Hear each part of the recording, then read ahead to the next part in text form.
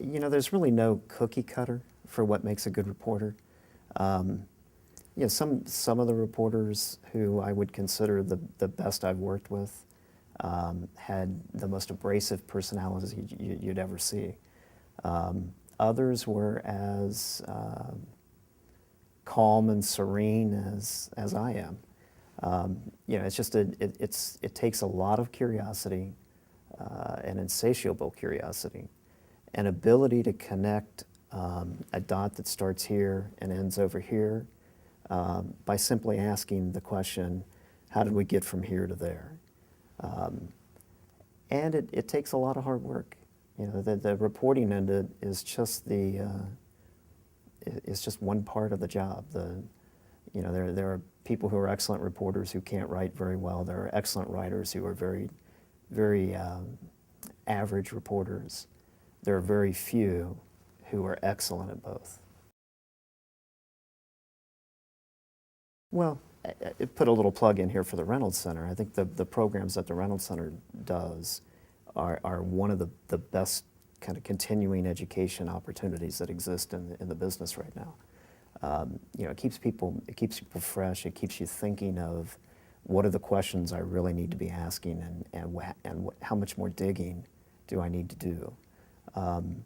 There are some of the major issues that are occurring today.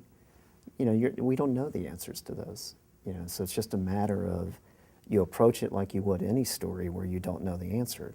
You ask questions and ask questions and ask questions, and you go to the smart and knowledgeable people who can direct you in ways that you wouldn't think of on your own. This is a challenging reporting environment right now because we're cutting new territory, and there are a lot of things that we're going to be writing about in coming months that no one has ever really dealt with in our lifetimes.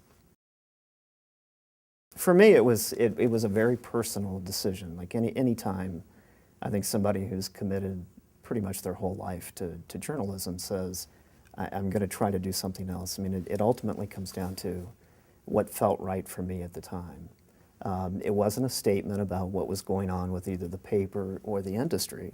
I love journalism. I think that that they'll continue to be print newspapers as long as there are baby boomers who are alive, and I think there'll be newfound ways of presenting information that we're all experimenting with right now. But for me, I looked at it and said, this is a point in my life where I'm young enough that I can go have another career, and if I was going to do that, what is it that I would like to do? And if I wasn't going to be in a newsroom, then what I would like to do is teach people who are going to be in newsrooms. So that's what I'm in the process of doing. I'm transitioning from being a everyday working journalist to a journalism educator. And my goal is to start a business journalism program at a college somewhere. I'm going to be doing my first class, teaching my first class, which will be a basic beat reporting class. And it's been 27 years since I've been in a classroom. So it's going to be a new experience. And I guess I remember the days when I worked at smaller newspapers and as an editor, and the reporters that I worked with were young, eager, raw. And I found that really exciting, working with those kinds of people. You just, the drive and the energy that I'm expecting to get out of a college classroom is what I hope to do for my next career. It's really funny because when you're an editor, you don't really think about what are the things that I'm doing well. It's more like, let's get the newspaper out each day. After I made the decision to leave the Plain Dealer, I got an email from a reporter I had worked with many years ago, like 15 years ago, who basically went through this whole thing, went through this whole explanation of why I was a good editor for her. And it had things to do like, you challenged me, you forced me to work hard, you never took the story that I gave you, you always insisted on something better. Uh, and I sent her an email back at the end and just said, gee, I thought you hated me. Yeah. So, you know, it's one of those where, you know, as an editor, you're constantly pushing for the better story, the deeper story. You know, you're playing with words in a sentence to make it a little more precise, a little more punchy. You know, those are skills that, you know, that worked well in a newsroom, that kids who today are on college campuses who want to go on to journalism careers, they need to learn those techniques and then apply the technology that they have at their disposal today. You know, it's funny because I just spoke to a journalism class, and that was the first question out of the bat that every kid asked was, you know, what's the future hold? And you know, what I told them and what I would tell anybody today is I wish I could do it all over again and come out of journalism school right now, because the opportunity is immense. You know, the ability to cover subjects that previously you had to have 10 or 15 years of experience, you know, you can do it like that coming out of college.